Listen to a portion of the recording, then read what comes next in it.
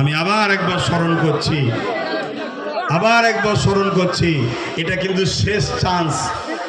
মুনাফিকদের পাল্লায় পড়ে যাবেন না, ধ্বংস হয়ে যাবেন। শুনছেন তো নাকি? আজকে বলুন, চেয়ারের একটা পায়ের দরকার আছে না? নাই।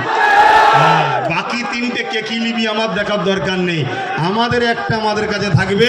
বাকি তিনটে তোরা যা যা পাবি নিয়ে যা, নিয়ে আয়, যে বসবি আমরা একটা তাকে ঠেকা দেবো। আমরা বসতে যাব না, কিন্তু বসার পরে মনে রাখবি একটা পা কিন্তু আমাদের আছে।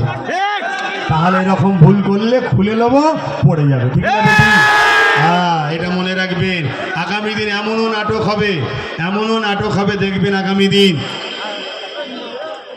লোকসভায় যখন বিল পাস হবে, অনেক এমপি দেখবেন পালিয়ে গেছে, বলবে শরীর খারাপ, ইটা সিটা সব নাটক করছে আমাদেরকে ফাঁসাবার জন্যে।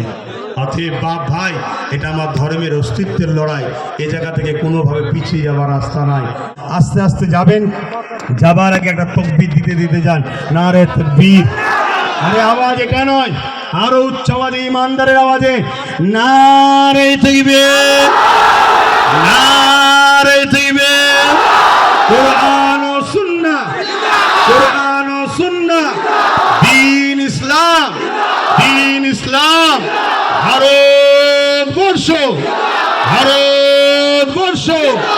ভারতবর্ষের সংবিধান, ভারতবর্ষের সংবিধান সর্বধর্মের মানুষের ঐক্যের ভারতবর্ষ, সর্বধর্মের ঐক্যের ভারতবর্ষ।